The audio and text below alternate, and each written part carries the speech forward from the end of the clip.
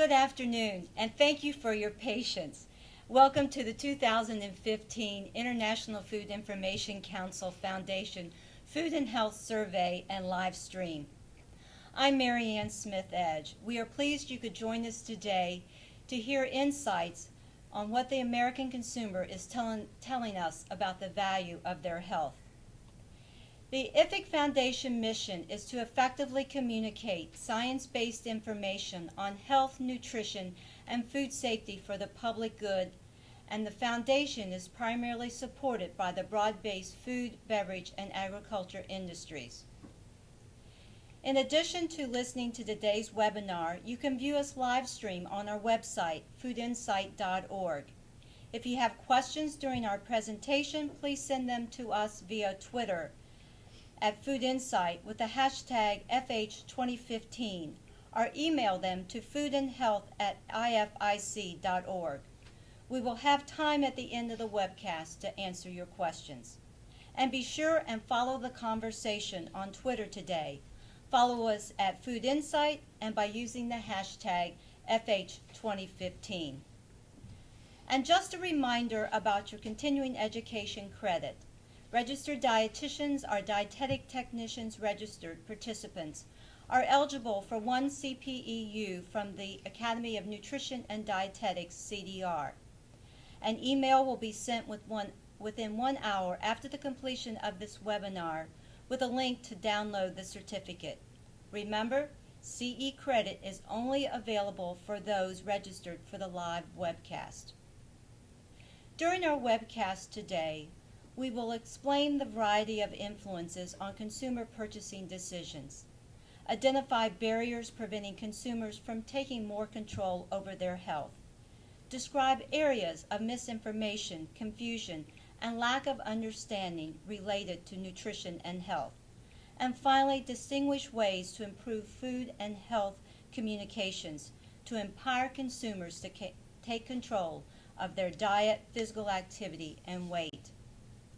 Joining me today on the webcast are my colleagues and fellow registered dietitian nutritionalists, Liz Sanders, Manager of Food Safety, Sarah Ramatsky, Director of Health and Wellness, and Chris Sully, Director of Nutrients. Our Food and Health Survey background and methodology have been consistent over the past 10 years. It is an online national survey with over 1,000 Americans ages 18 to 80 participating. 2015 marks the 10th anniversary of the Food and Health Survey, allowing for trend analysis for many of the questions. Fielding took place during mid-March, and the duration of the survey was under 30 minutes. The results were weighed to ensure that they are reflective of the American population ages 18 to 80, as seen in the 2014 Current Population Survey. Specifically, they were weighted by age, education, gender, race, ethnicity, and region. For the fourth consecutive year, Matthew Greenwald and Associates from Washington, D.C. conducted the survey using Research Now consumer panels. Looking back over the past 10 years, we see some trends emerging.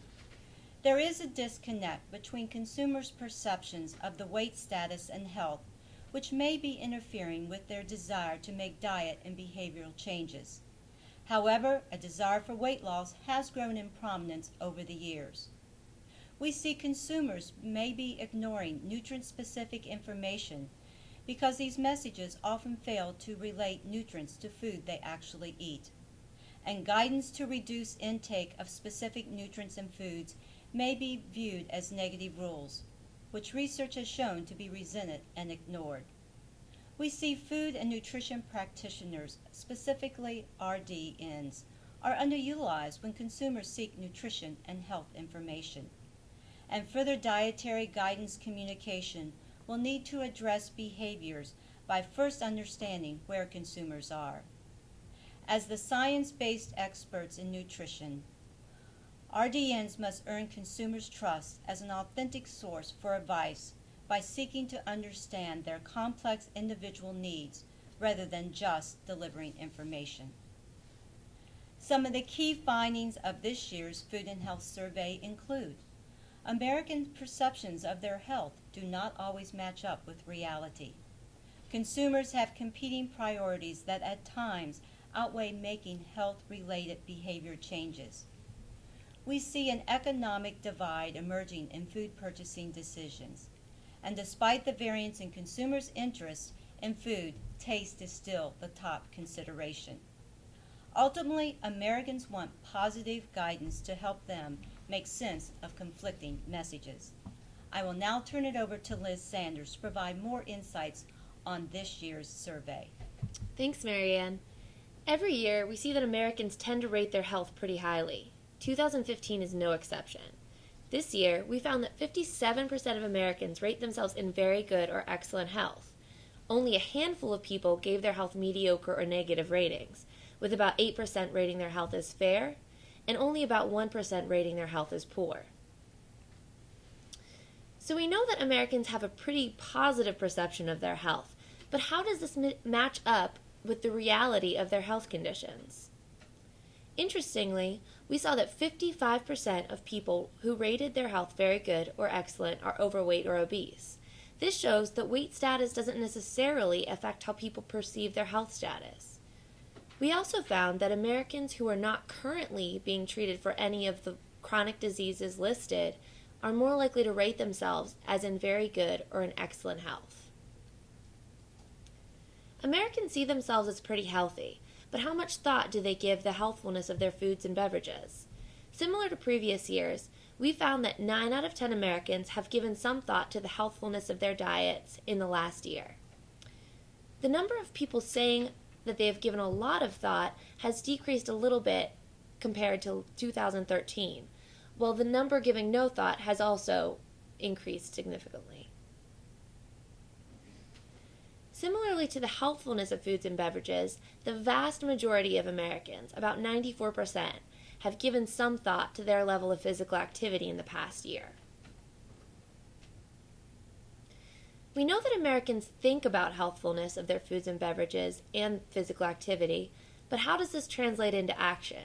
And furthermore, are these health-related behaviors being prioritized when Americans have so many other important things to consider? To investigate this question, we asked Americans what they would do if they had an extra 4 hours every week. Exercise was the top response, with over a third of respondents saying that they would spend at least some of their extra 4 hours exercising. Only 11% said that they would spend any of the time cooking or baking. So if only a handful of Americans would spend extra time cooking or baking if they had that extra time to spend, how much time do they currently spend preparing meals? A little over half of Americans spend between 15 and 45 minutes preparing dinner on the average weekday, and 1 in 5 spends 0 to 15 minutes. We also found an interesting cultural divide, as Hispanic and African American individuals were more likely to spend an hour or more preparing dinner on an average weeknight. When we compared the responses from the previous 2 questions, we got some pretty interesting insights. We found that individuals who already spend 45 minutes or more on dinner are more likely to say that they'd spend any of their extra 4 hours a week cooking or baking. Individuals who said they spend less than 15 minutes cooking dinner were least likely to say they would spend their extra time cooking or baking. This suggests that some individuals may just be more likely than others to spend their time cooking or preparing meals, and that time itself isn't the only barrier keeping some people from spending more time in food preparation. Also, many health professionals often advise patients to cook more in order to be healthier. That message might only be reaching those who already spend a lot of time cooking. And as health professionals, we can help those 20% of patients in that 0 to 15 minute window, not simply by telling them to cook more, but by guiding them on how to choose and prepare more healthful meals in less time. We all know that time isn't the only limiting factor affecting how Americans prioritize their activities. So we asked Americans, what would you do with an extra $100 every month? We found that the large majority, 61%, would save that money, invest it, or use it to pay off debt. Only 13% mentioned that they would use the money to buy groceries, and only 9% said that they would spend it on a gym membership or other athletic activities. So, at least when it comes to deal with a little extra money every month, we find that Americans would prioritize their financial health over their physical health. And now I'm going to turn it over to Sarah. Thank you, Liz. So we've just seen in the previous slide that if given extra money, Americans are not likely to spend it on things that affect their weight. So what are Americans doing regarding their weight? Well, this year, 4 out of 5 Americans said they are trying to lose weight or maintain their current weight. On this slide, you'll notice that the number of Americans trying to lose weight has stayed consistent with the previous years. But there was a significant increase this year in those who are trying to maintain their weight. Now, when you look at how these answers break out based on weight status on the right, you'll see that the majority of those who are trying to lose weight are obese, according to their BMIs. And those trying to maintain weight are in the normal or low BMI category. Interestingly, there is still almost a third of the population who classify as overweight or obese that say they are currently not doing anything regarding their weight. So the question for us as health professionals is, how can we reach these people who are overweight and obese but don't even recognize that they need to make a change? In regards to weight, we brought back a question from 2013 that asked Americans whether they would rather lose $1,000 or gain 20 pounds. Women say they would rather lose the money than gain the weight, and men are more evenly split on the trade-off. Also, the older age groups are more likely to say they would rather lose the money than the weight when compared to the younger groups. I think this slide is a really good illustration of the different priorities across the demographics when it comes to weight and other lifestyle factors. When we are communicating with different groups, we have the best chance of being effective if we understand what lifestyle factors and priorities resonate most with them. So for some, like we've seen in previous slides, it will be money. For others, it will be time or other factors. But we must individualize our nutrition communications and counseling to speak directly to each client. In order to understand factors of success in maintaining and losing weight, we asked Americans which factors would contribute or has contributed the most to their success in maintaining and losing weight. On this slide, you'll see at the top, we see changing the types of food eaten, closely followed by making sure I get enough physical activity. These top 2 answers may signify that Americans understand that while the food we eat is very important, physical activity is also a critical factor in losing and maintaining weight. So what motivates Americans to lose and maintain weight? When we asked this question, the top answer was improvement in physical appearance, followed by increased energy level and overall health and well-being. When you look at the groups on the right that are more likely to select certain options, you can see that women are more likely to cite physical appearance as a motivator, while older Americans are more likely to say improvement in health and overall well-being. Not surprisingly, parents are more likely to select being a good role model as a top motivator to losing and maintaining weight. Now, we just looked at motivators, so when it comes to barriers, it seems that Americans perceive lack of willpower and lack of time as the biggest barriers to losing and maintaining weight. Those people who are more likely to select these barriers are older, college grads, higher income, and women. Those who are in worse health, lower income, and less than a college education are more likely to select cost of food, weight loss programs, and gym memberships as an overall barrier. We took that same question you just looked at and analyzed it across different demographic groups, and found that a lack of time, stress, and cost are especially impactful barriers for younger Americans and parents. We also asked Americans which tools they use in their efforts to improve the healthfulness of their diet. The support of family and friends is the most commonly used aid. More than 1 in 5 Americans uses a weight loss plan or an app or other tracking tool. The interesting thing here is that over 1/3 of Americans say they have not used any resources to help improve the healthfulness of their diet. Also, only 6% say that they have used a registered dietitian, so there's clearly a lot of room for education on the various types of resources at their disposal, including RDs like ourselves and other health professionals. Now, given that mandatory menu labeling will be going into effect at the end of the year, we want to understand if Americans are using this information when eating out at restaurants.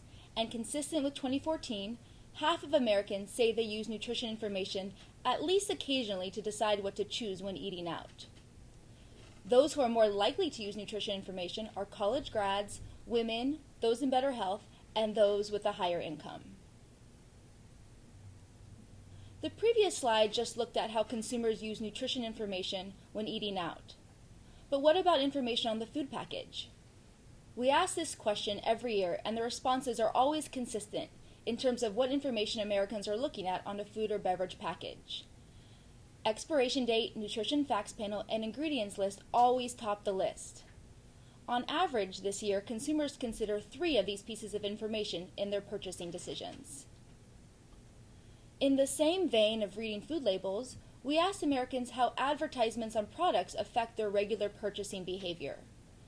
4 out of 10 Americans say that they regularly buy foods labeled as natural, while only about 3 in 10 say that they purchase foods labeled as organic.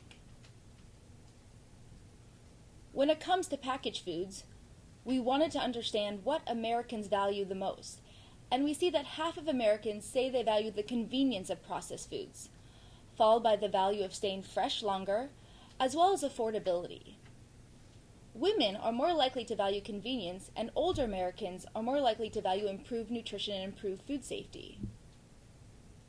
We followed up that previous question on the values of packaged foods by asking about how Americans would be impacted if processed foods were removed completely from the food supply. And you can see that half of Americans believe that they would be most impacted by a higher cost of food and less convenience. About 40% of Americans say that if processed foods were removed from the food supply, they would be impacted by improved nutrition and health. This data reveals that the values of affordability and convenience of processed foods are resonating most with Americans. But no matter what Americans say they value in foods, the bottom line is that taste and price continue to drive selection. We have asked this question every year and consistently see that Americans rate taste and price as having the most impact on their food and beverage purchasing decisions. You'll notice that healthfulness is down from its peak position last year, and there has been a drop in all of the top factors, meaning Americans feel less strongly about these 3 factors. Taste, price, and healthfulness are still the top factors, they just aren't as important as they were last year to consumers. And now I'm going to turn it over to Chris. Okay, thanks, Sarah. Before I get started, just want to give everyone a quick reminder that if you have questions, we'll be taking them at the end of our presentation. You can submit them via Twitter at Food Insight or the email address that you see on your screen. So now let's move on to dietary components and learn more about what people say they're trying to consume and conversely, what they tell us they're trying to avoid. I always find it fascinating to hear about the different ways people approach diet and nutrition as a registered dietitian. I always want to know, are these people making drastic changes? Are they following the latest trends? Or are they just keeping it simple? And are these approaches in line with what we as health professionals would recommend? So this slide provides some answers, or at least some hints to these questions. Every year we ask, to what extent do you try to consume or avoid the following? You can see on the right in green that whole grains, fiber, and protein are the leading things that people say they're trying to consume more of. Compared to last year, you'll notice that this year, significantly more people say they're trying to consume more calcium, more omega-3 fats, and more potassium. But people don't always look to include foods and nutrients in their diets. We know they try to avoid some too. The most commonly cited dietary components that people say they're avoiding this year are sugars, including high fructose corn syrup, sodium, saturated and trans fat, and of course calories. Our data shows that higher income, college grads, women, and older populations are more likely to be avoiding these. While the components I just mentioned top the list of things people say they're avoiding, no significant changes were observed with any of them as compared to last year's survey. A few significant changes have emerged this year, however, and most of them are related to carbohydrates. Compared to 2014, more people tell us they're trying to avoid or limit complex carbohydrates, gluten, lactose, and sucrose in their diets. About 1 in 5 say they're trying to avoid complex carbohydrates, gluten and lactose, and nearly 3 in 10 say they avoid sucrose. With a few different forms of sugars topping the avoidance list in the previous question, the results from this next question may give us some insight into why. this year, 47% of people in our survey believe that sugars and carbohydrates are the source of calories most likely to cause weight gain. This figure is significantly higher than the 40% who said sugars and carbohydrates last year. In fact, the trend towards sugars and carbohydrates as the primary cause of weight gain is something we've observed since 2011. Consumers once placed the weight gain blame on dietary fats, but that has clearly shifted. Just a couple of other interesting observations to note here. People definitely seem to be getting more certain about the answer to this question over time, and their answer doesn't appear to be that all sources of calories can contribute equally to weight gain. This is a topic that has received an incredible amount of media attention in recent years, in case you hadn't noticed. Numerous headlines have questioned whether a calorie is a calorie or if sugars contribute to obesity beyond its calories. While these questions continue to be researched, unfortunately, the latest single study often gets positioned as proof, creating the potential for theory to become cemented as fact, long before sufficient, conclusive research has been carried out. As health professionals, it's our job to add context and our expertise to these important discussions, to help the public better understand nutrition science. To do that, it's critical that we not only keep current with the science ourselves, but understand that the type of information and that consumers are hearing and where they're hearing it from is a big factor. So we talked a little on the previous slide about the perceptions of carbohydrates in terms of weight gain. But how do consumers view the healthfulness of carbohydrates? We asked people if their opinion on the healthfulness of carbohydrates had changed in the previous year, and this is what they've told us. 32% said their opinion had changed, and of that 32%, nearly 2 in 3, 65%, say they believe eating carbohydrates is less healthful than they used to think. A little more than 1 in 3 say they believe eating carbohydrates is more healthful than they used to. If research and media headlines are any indication, Americans are inundated with information about carbohydrates and sugars these days. But how concerned are they with the consumption of sugars and carbohydrates? For sugars, we found that the majority of people say they are at least somewhat concerned, but they're more concerned with the amount they consume as opposed to the types of sugars they consume. A more equal distribution of this is observed with respect to the amount versus types of carbohydrates that people eat. Interestingly here, regardless of whether the topic is sugars or carbohydrates, or the amount or type they eat, women are more likely than men to be concerned. Now let's take a closer look at how people perceive sugars. There's so much information out there on sugars these days, and there's a lot of misinformation too. So, is all of this information impacting consumer beliefs? It seems that it is. We've asked this question through the years, and this year we've seen some significant changes as compared to last year. Fewer people now believe that a moderate amount of sugars can be part of a healthful diet. Fewer people currently believe that people with diabetes can include some foods with sugars in their diet. And finally, fewer people currently believe that it's not necessary to completely eliminate sugars from your diet in order to lose weight. One positive takeaway here is that those with a college degree are more likely to agree with the true statements presented in this question. But in general, consumer opinions continue to decline when it comes to sugars. These negative shifts are consistent with what I showed you in a previous slide about how consumers view calorie sources when it comes to responsibility for weight gain. Shifting gears from carbohydrates and sugars, let's talk about one of my other favorite subjects, dietary fats. Similar to how we gauge the opinion of healthfulness on carbohydrates, we asked a similar question this year, wanting to know how people viewed the healthfulness of saturated fat.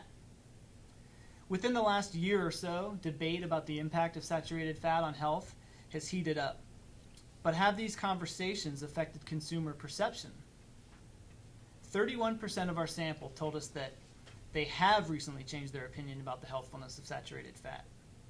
So we followed up with that 31% to better understand how their opinion had changed. And 77% of those who had changed their mind told us that they now view saturated fat as less healthful than they used to. The remaining 23% said they believe saturated fat to be more healthful than they used to. So you'll see in a later slide that 8% of our sample believe saturated fat to be healthful, and this is versus 57% of our sample who believe that saturated fat is not healthful. Oils, and all fat-containing foods for that matter, are made up of a variety of fatty acids. And we know that some types of cooking oils are inherently viewed as more healthful by consumers. So we wanted to know what types of oils consumers view as the most healthful this year. Olive oil tops this list, followed closely by fish oil. A lot has been made about the Mediterranean diet in recent years, and olive oil seems to be the component of that diet that gets highlighted the most. So this finding is not necessarily all that surprising. But what it is surprising, however, is what we found regarding coconut oil. You can see presented here that coconut oil is rated fairly highly, and it's rated more healthful than other oils such as sunflower oil, canola oil, and soybean oil. And we also see here, specifically to the demographics involved, we see that the younger and women more than men are more likely to rate coconut oil as healthful. So this next question is similar to the last, except that it refers to the types of fats rather than the types of oils. We've known for some time that dietary fats are difficult for consumers to understand, and this slide illustrates that fact. The positive news here is that consumers have heard the message to minimize trans fats in the diet, and that omega fatty acids are good for us. But that seems to be about as far as the knowledge of fats goes. This slide highlights the misunderstanding that exists on the relationship between omega fatty acids and other fats. And I'll explain why, or how. More than half the people in our survey rate omega fatty acids as healthful. I'd probably like to see fewer people unaware that these types of fats are healthful, particularly with the omega-9s. But this is generally good news. Only 31%, however, rate unsaturated fat as healthful. And even fewer say that polyunsaturated fats are healthful. The disconnect here is that we know that omega fatty acids are unsaturated fats, with omega-3s and omega-6s being polyunsaturated, and the omega-9s being the monounsaturated fats. But it's not just consumers who struggle with dietary fats. It can be a difficult subject for even health professionals, myself included, to understand and to communicate. Consumers have certainly heard the advice over the decades to eat less fat or avoid fat, and that advice has never allowed for the proper education about the beneficial types of fats that we should be consuming and those that we should be encouraging consumers to eat. It's yet another case where a short soundbite about avoidance has trumped reasonably inclusive dietary guidance. And this is something that's critical for us health professionals to consider and remember, that while short and simple messages are often preferred, we must ensure that our messages remain positive and they remain inclusive, and that they spur action towards meaningful improvements in health. I'm going to kick it back over to Sarah now to talk to us a little bit about protein. Thank you, Chris. Moving on to protein, we asked Americans a series of questions about this nutrient to gain insights on their understanding and awareness and perceptions of protein. Similar to last year, most Americans agreed that protein is an important part of a diet and can be part of a heart-healthy diet. You'll notice that women and college grads are more likely to agree with these statements. About 8 in 10 also agree that protein can help maintain muscle during aging, and almost as many agree that protein can enhance recovery from exercise. So protein offers a variety of benefits, and it's clear that Americans are aware of many of these benefits. We all know that protein is an important part of a healthful diet for our clients, but we also know that there are many people who are not meeting their protein needs. This question looks at perceived barriers to protein intake. We asked the same question last year, but modified slightly this year. The most common barrier cited by Americans is the belief that they already get enough protein, followed by cost and lack of knowledge about which foods contain protein. You'll notice arrows indicating that there were decreases across the board in respondents saying, yes, this is a reason. However, it's important to note that the shift was a movement towards the not sure category. So we can't say that these are not reasons why Americans don't consume more protein. We just know that Americans are more unsure about if these are barriers or not this year. And finally, on protein, we know that there are certain subpopulations that require additional protein intake. So we asked Americans which groups would especially benefit from consuming higher amounts of protein. At the top, we see athletes and people who are generally active, men and women ages 21 to 45, and teenagers. We've asked a similar question in previous years, and the answers are consistent, meaning that Americans understand that activity level is an important factor in protein needs. However, we've also seen in previous years, as well as this year, that older people, specifically older people that are sedentary, are rated as the least likely group to need additional protein. As health professionals, we all know that this is not accurate and that this group often requires additional protein intake, which is why this provides us a great opportunity for us to get that message across not only to the older demographics, but also to their family and their caregivers. In addition to the benefits of protein, we asked about a few components this year that are associated with specific health benefits. The first one you'll see here is soy, and we discovered that slightly less than half of Americans agree that soy foods are part of a healthful diet. About 4 in 10 agree that soy foods are naturally low in fat, saturated fat, and cholesterol. And college grads are more likely to agree that soy foods are affordable. The other component that we ask about in this year's survey is flavonoids. While the results show that some statements about flavonoids are familiar to Americans, such as the food sources that they are found in, we can see here that overall familiarity of this healthful component is low. And now I'm going to turn it over to Liz for some insights on food ingredients. Thanks, Sarah. On the food ingredients side, we find that Americans are pretty confident that they can get the information they need on the ingredients in their foods and beverages. Similar to previous years, 86% of Americans say that if they wanted to know something about an ingredient, they would be able to find the information. They didn't specify, however, where they were getting that information from, so hopefully it's from health professionals like you who are the trusted, science-based, credible sources. We also found that the majority of Americans say that they are aware of their caffeine intake.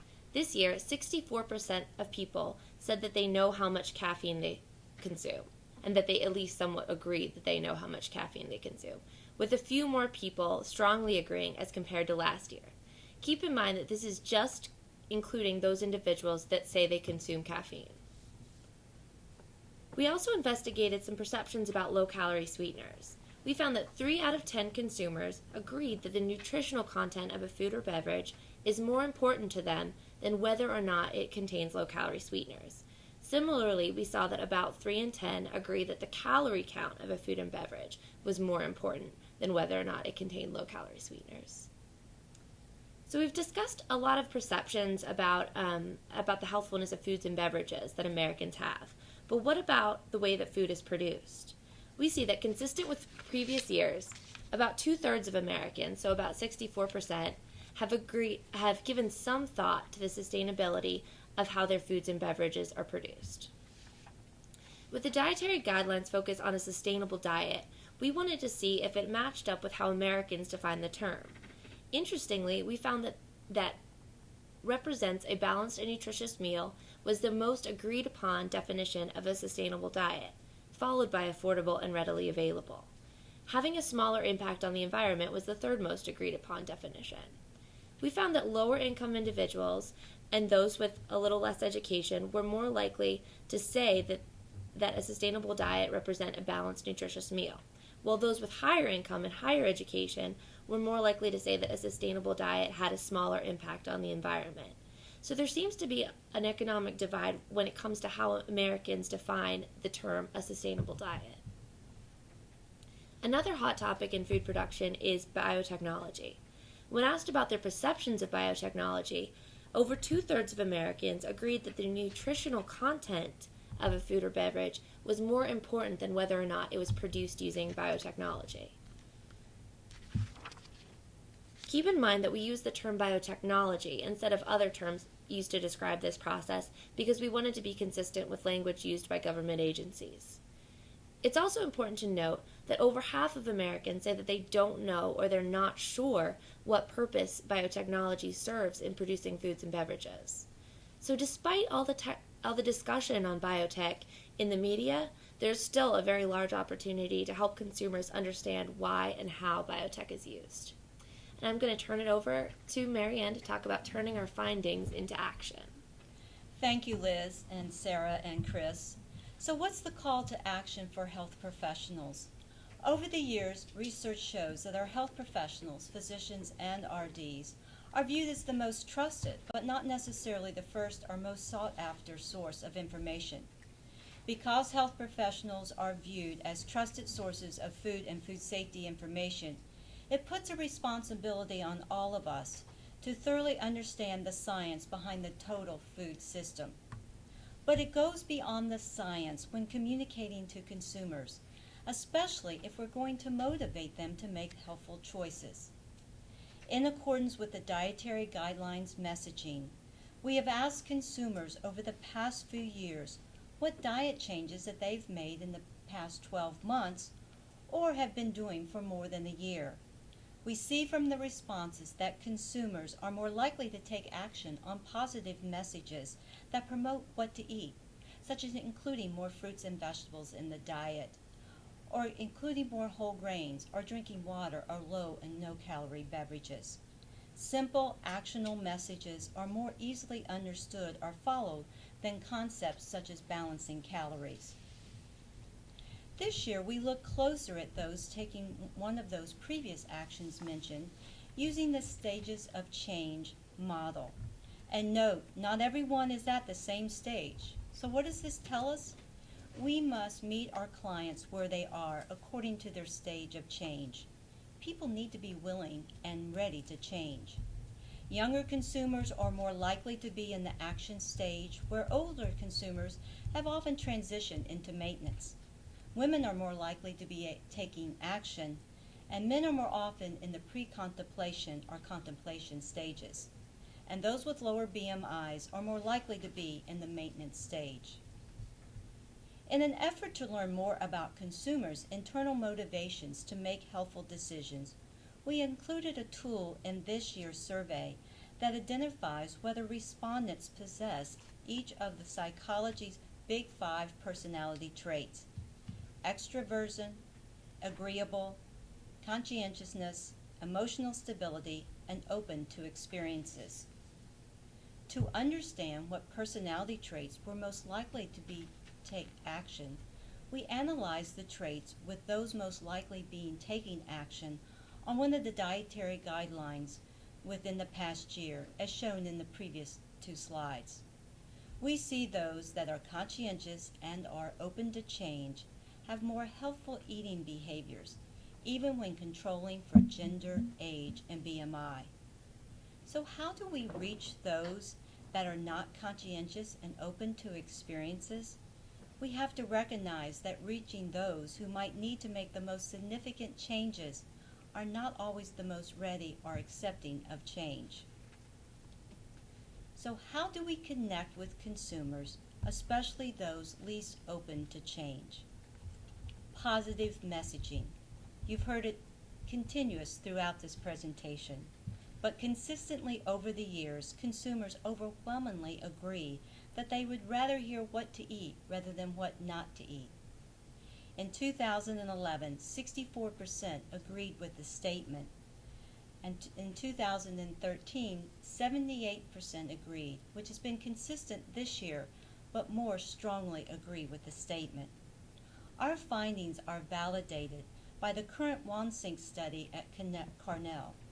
They found that while negative messages tended to work best with experts like us who are highly involved and knowledgeable in the area, most people who did not know a lot about nutrition would rather be told what they should eat and why it's good for them. So based on the findings that you've heard today, what is our call to action? We must recognize that we're the most trusted source of food information, and with that comes the responsibility of being the most credible. Use simple, positive, and actionable messages to get your message heard, and to reach those that need to hear the message but most. In one Sync study, the researchers recommended, when designing public health messaging campaigns, focus on positive consequences of target healthy behaviors rather than focusing on the negative consequences. This way, the message is more likely to be effective among the non-expert general population instead of only appealing to health and nutrition professionals. In other words, we must meet consumers where they are if we are truly going to see positive change. Thank you for listening, and now we have time to take questions.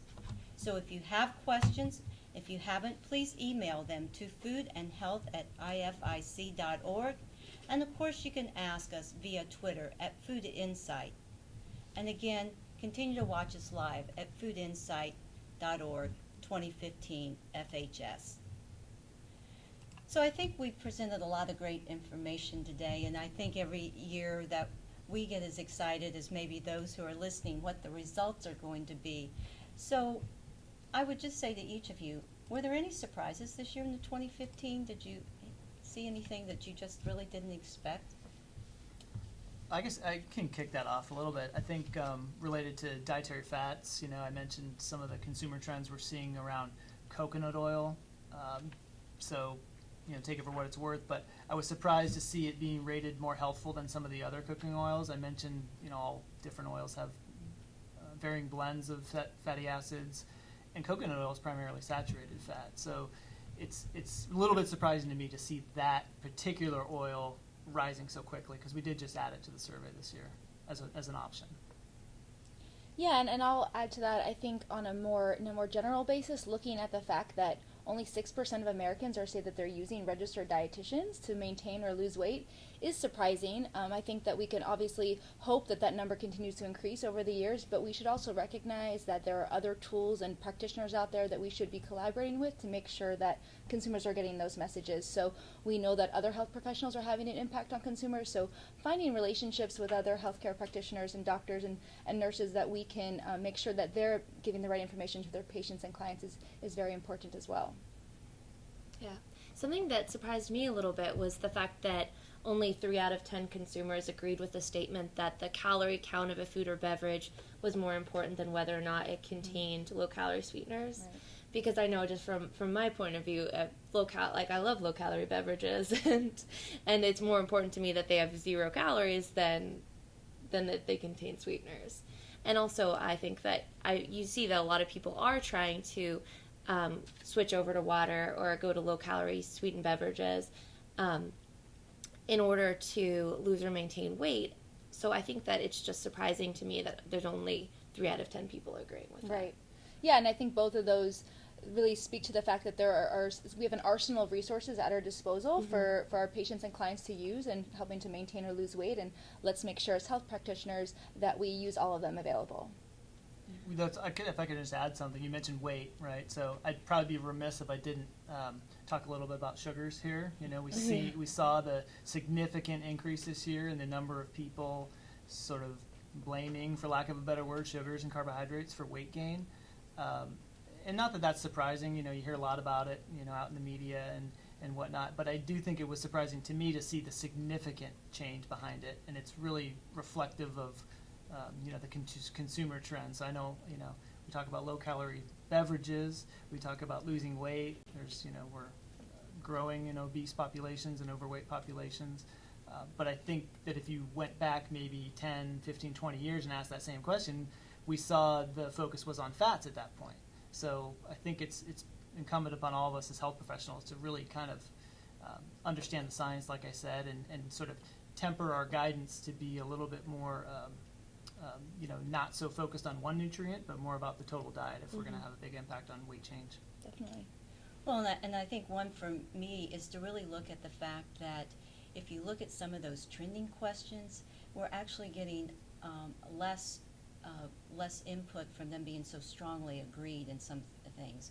Taste has always been king, but this year it was people were a little more nonchalant about it. It wasn't as important to them. And even though we kind of have those who are strongly agree and strongly disagree, in many of the issues we see that there's maybe sometimes a growth in I don't know.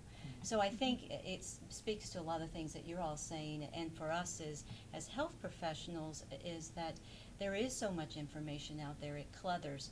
We used to call it a 24/7 environment, now we call it a 1447 environment, because every minute there's another piece of information out there. So it even makes it more challenging for us as health professionals to help get through the clutter and help the consumer to really decipher that.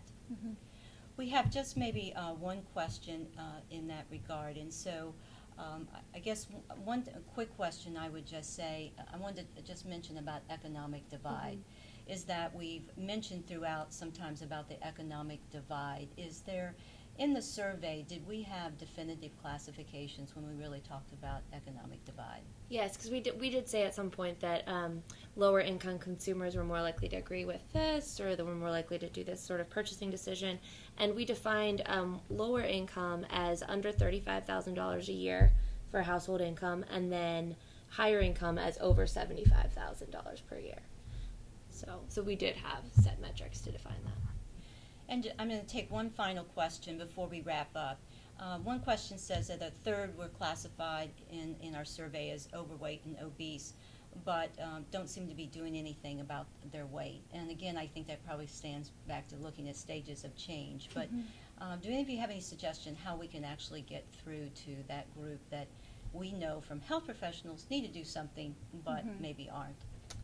Yeah, I mean, I'll take that one first. I think what we saw in the survey is that even given additional time and money, many are saying that they're not going to spend that money and time on health-related behaviors and activities. So I think it's about finding messages that resonate with that group of people who we're letting them know that they don't have to spend extra time or money to incorporate healthy habits into their lifestyles. So giving them strategies to succeed that don't include factors that are outside of their control, and making sure that we find strategies that fit within their current lifestyle parameters so that they can use those and be sustainable long-term weight loss and weight management.